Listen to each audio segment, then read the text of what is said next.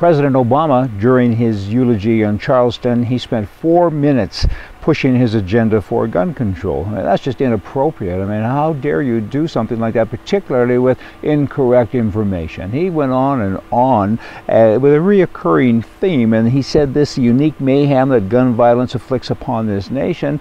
You know what? I got news for him and everyone else. I mean, this type of mass killing is not unique to America. Other countries have more of that going on. Have a look at Norway. I mean, it's been several years since they've had major gun control and major people control, and yet a nutjob decided that he would get a gun and go out and do harm.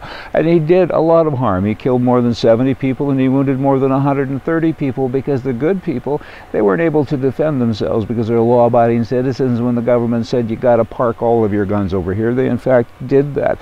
I mean, the 3 worst public mass shootings occurred outside of the U.S. in just the last few years, and there's so many other examples. And I mean, I think it's inappropriate, however, to talk about your gun control agenda at a funeral. I mean, there's a lot of pain going on. I mean, is this guy a racist? I mean, I don't know that. He's just a white guy that's a nutcase. I mean, of course he hates people. He's a terrorist. He hates everybody. I don't even know that color would matter so much. If a white guy got in his way when he was shooting, he probably would have killed him as well.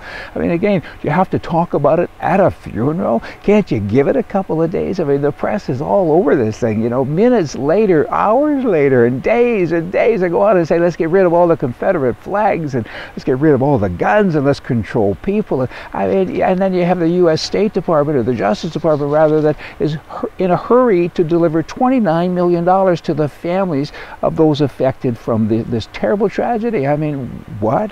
There's so many murders that have happened in America, and again, all over the world, and I don't have any recollection of anybody getting a big check. All of a sudden, there's $29 million being distributed to the families of those 8 people, the victims. Wow. I mean, and then you have a black professor that in the normal world wouldn't even command any kind of press, and he's saying white people should deposit all of their money into black people's bank accounts. What the heck? What has that got to do with anything? I mean, how insensitive is all of this stuff? I mean, race relations are going back hundreds of years. We're all colorblind, or certainly most of us, and this kind of stuff just kind of keeps on going on and on every day. And you know what? It's a tragedy.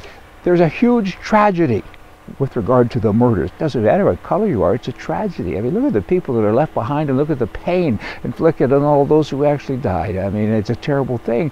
I mean, deal with it. Deal with the emotions, and then let's talk politics another day. And when you do talk politics, keep in mind that guns don't kill people. People kill people. I mean, bad people do bad things. And my prayers go out to all of the families that were involved, and not just my prayers, everyone in America, everyone around the world feels terrible. Good people feel terrible about a terrible thing that happened. Let's keep everything in perspective.